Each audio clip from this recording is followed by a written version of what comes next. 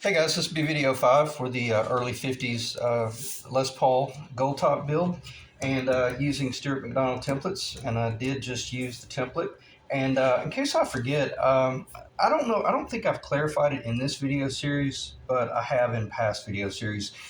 These templates are, to my knowledge, based on Dan Erlewine's vintage 1959 Les Paul burst that he owned when he was younger.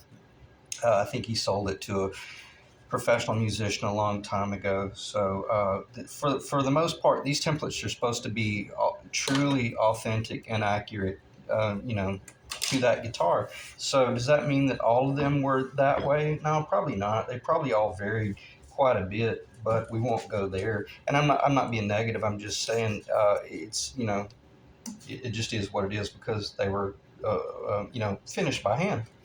So. And I did talk to Eric, and right now we're still kind of undecided as to the top we're going to go with. But he and I both had an agreement that I'll possibly will do this video series, but I wasn't sure just how much detail I would spend with it. And so on that note, he's not in a hurry for the guitar. So we're going to proceed forward right now as if we're going to use this maple top, but I'm still going to glue up the Honduran mahogany, which I got roughed out last night. And there's a few more pieces than I really wanted. I was hoping it would stretch a little bit farther than it did, but it wouldn't be a problem either structurally or tonally. It's just that it might not be very attractive for the video series. And I say that to bring up the fact that I probably want to get that glued up and cleaned up a little bit, because if you looked at it, you would think I was building a doghouse. So anyway, sometimes when you're doing this type of stuff, it looks really rough until you get to a finished state, especially when you're gluing up necks. Man, they look like they wouldn't even pass for a boat paddle. So until you run that router across it and start doing some of the machine work, they typically look fairly rough. So with that said, I did go ahead and obviously get it roughed out and or roughed out so that I could run it across my router table. And I like to just use the whole jet glue and masking tape approach. Keeps any clamps out of the way, and that way you can truly do it on your tabletop, and it's a lot faster and it's easier to control the dust if you're doing it on the tabletop router. Is what I'm talking about. So anyway, and you don't have to go ahead and do that much precision machine work. You could have just put this on rough, but I like the idea of, like I said, I wanted to really define that center line there with that cut, and then define this center line back here just with a pencil.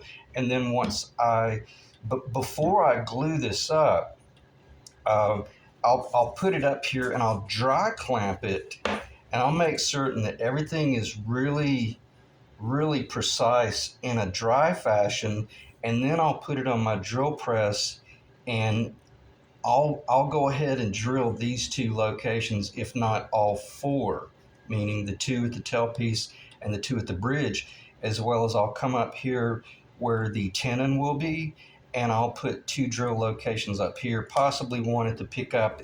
That's usually not necessary. Okay, but if you were undecided about your scale, don't do these. Just go ahead and possibly drill some pin locations where you think the bridge pickup will be, and possibly where the neck pickup will be, but at a minimum up in the tenon.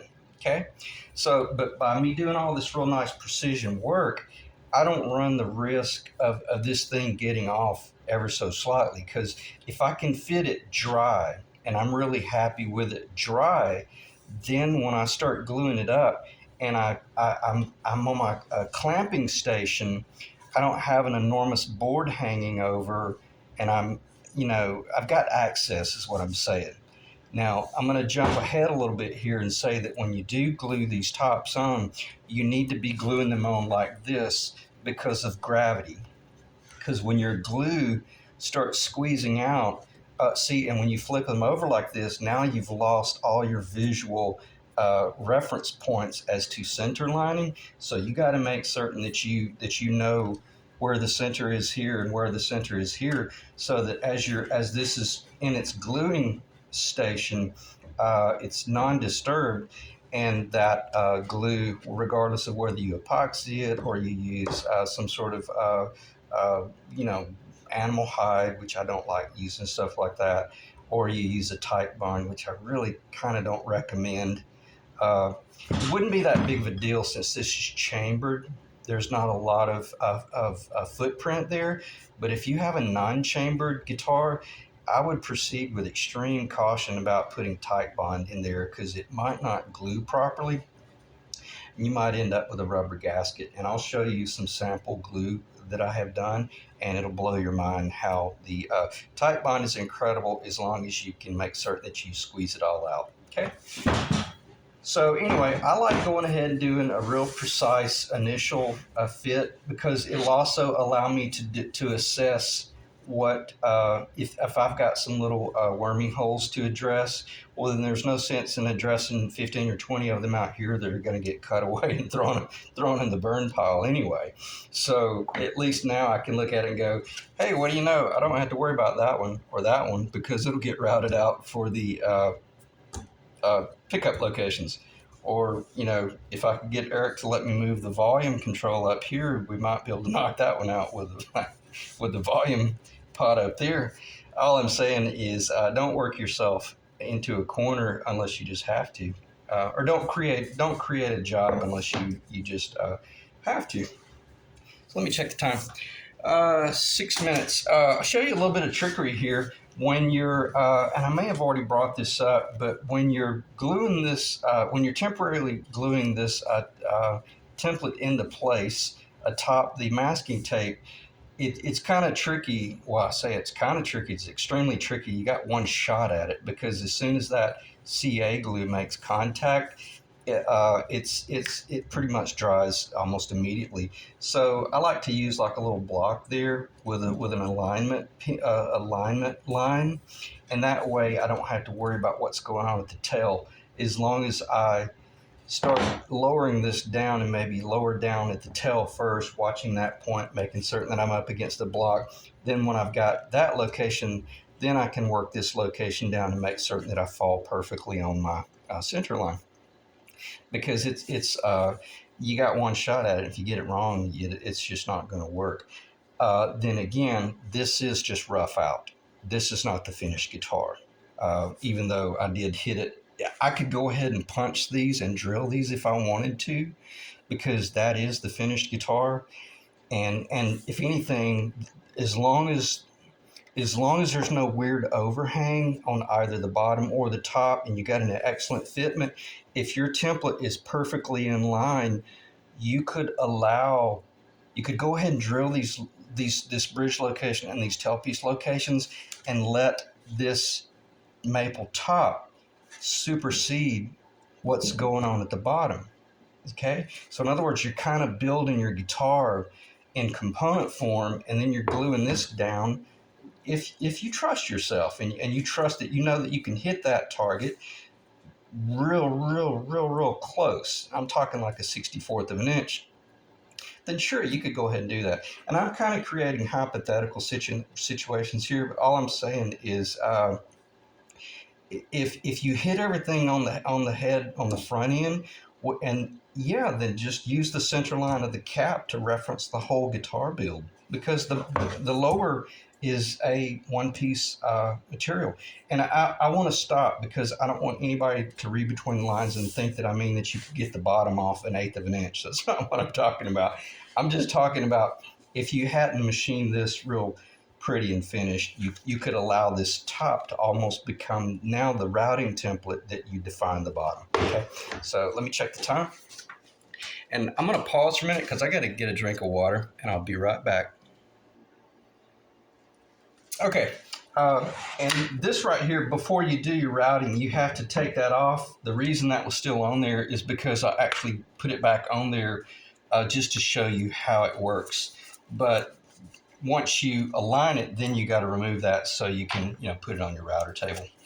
So, and I should have pulled this off before I started the camera back up. let me do that. Let me pause one more time. I'm going to knock this template off, and then we'll talk about how you can work with these carving templates to help you lay out your glue up. Okay, we'll dive back in. I want to go ahead and just do a weight analysis of this, and that way it'll help for the record for future builds for myself, obviously, as well as for you guys to consider a target. Like if you were trying to hit a certain specific target, well, this will give you an idea of how much a soft maple would weigh according to what your body is. So let's start out with pounds.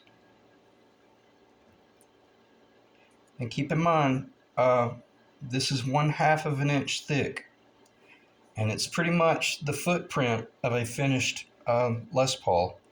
Less, just less the pickup route for the most part, because all it would be getting would be a 1/2 inch hole here and 4 3/8 inch holes here. So it's fairly close. In other words, it's conservative. 1.812 pounds, 822 grams. Okay, so under 2 pounds. But if you think about that, 1.8 pounds, going to get a lot carved off. So we know it's probably going to be under 1.5 pounds, but 1.5 pounds is not light.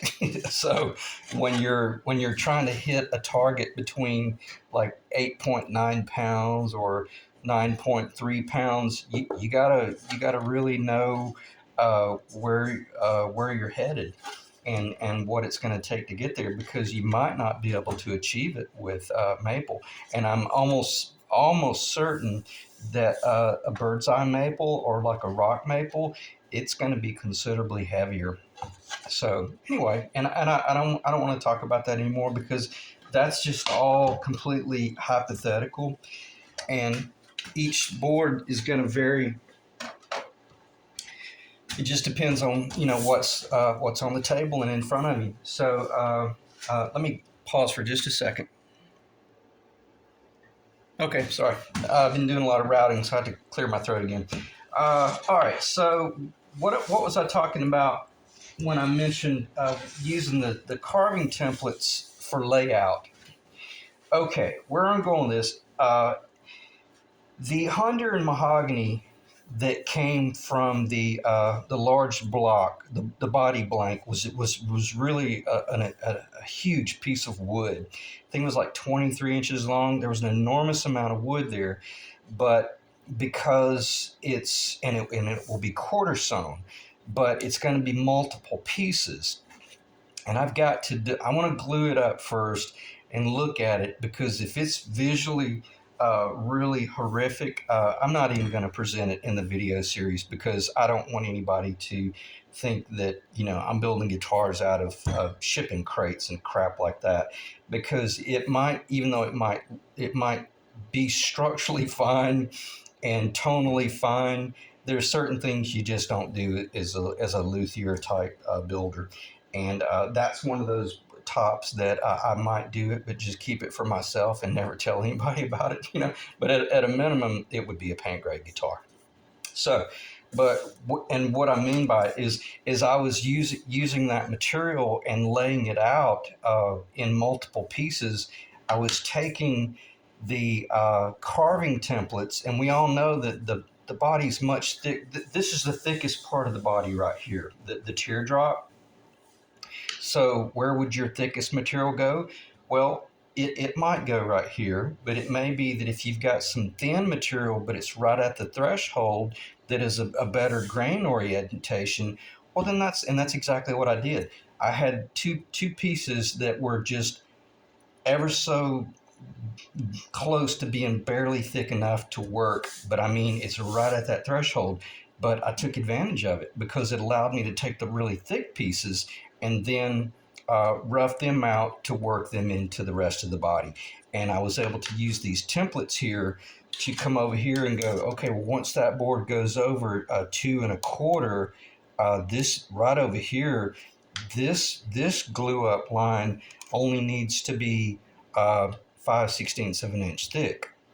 or maybe slightly under 3/8. See my point? So I was able to actually rip my material out and get thinner as it got closer to the outside.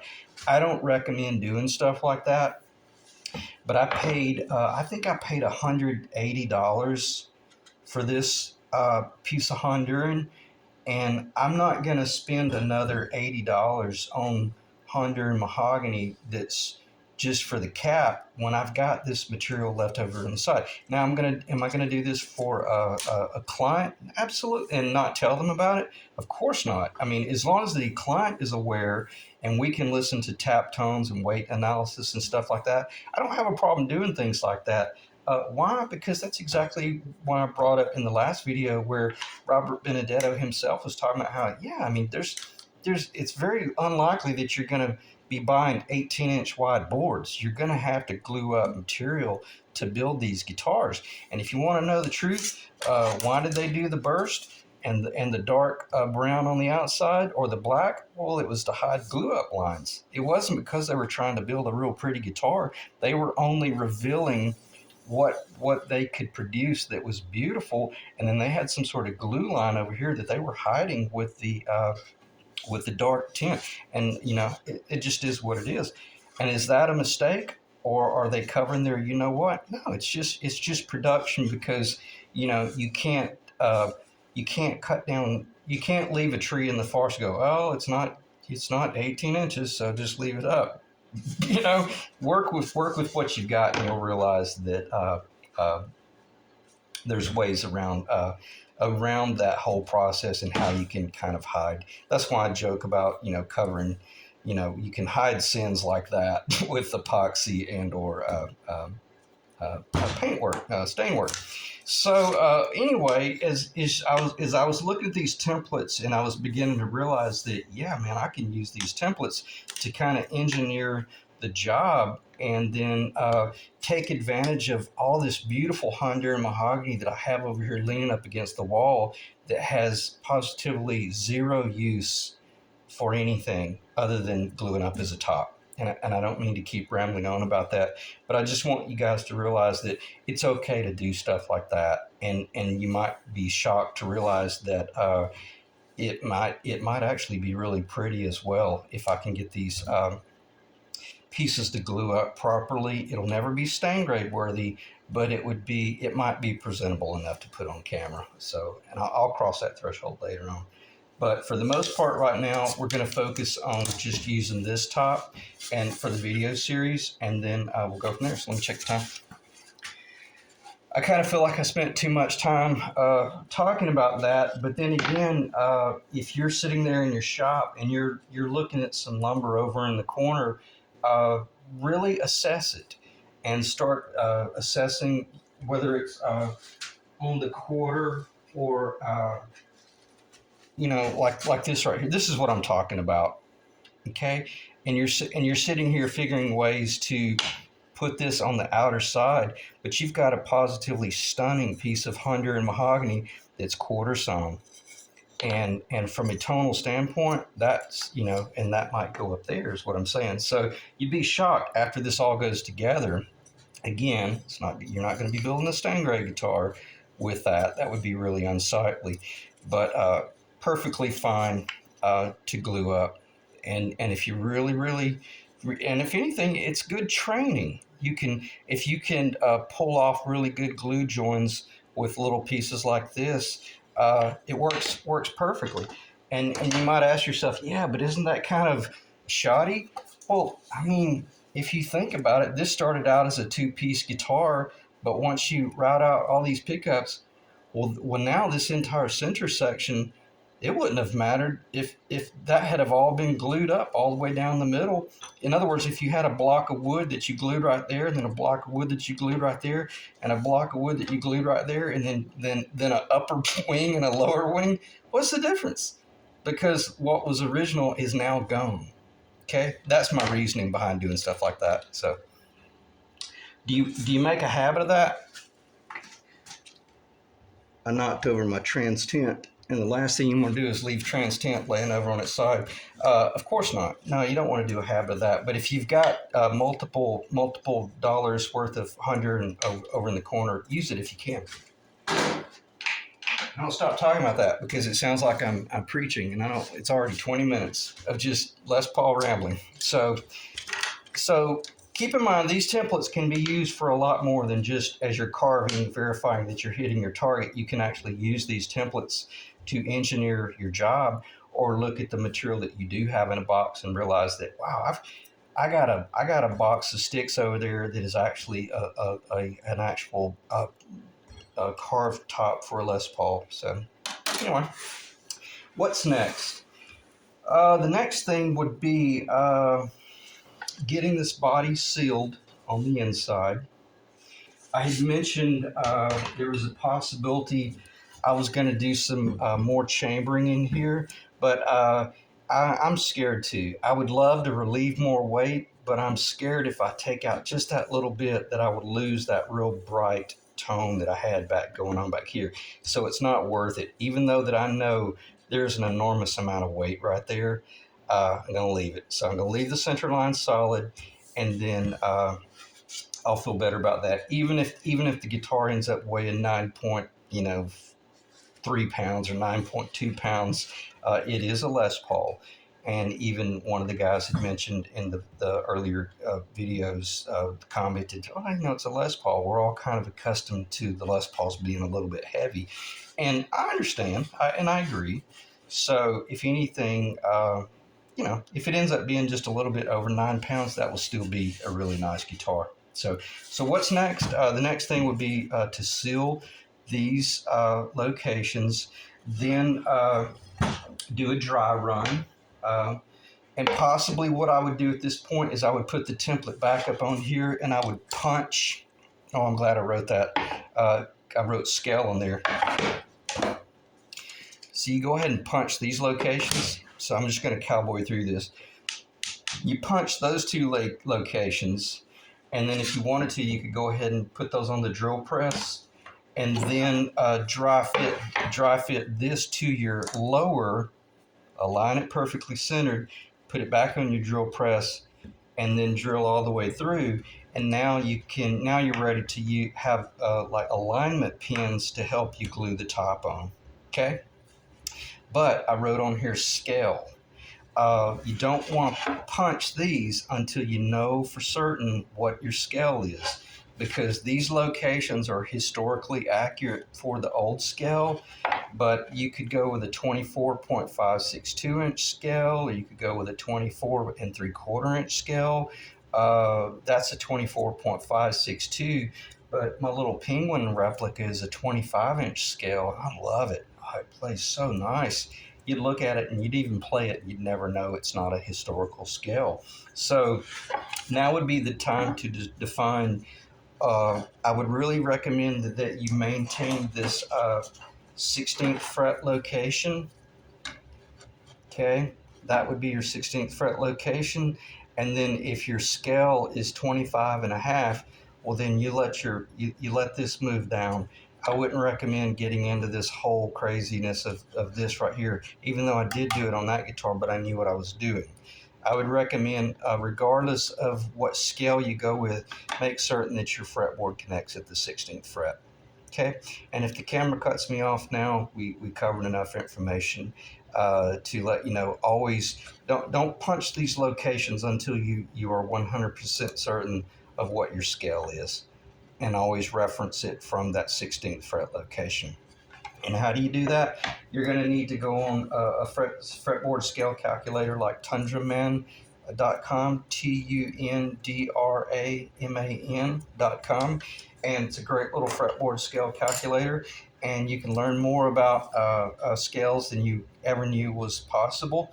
And then you can find out what's the distance from the 16th fret to the bridge, or from the nut location to the bridge, etc., and that'll help you define your guitar.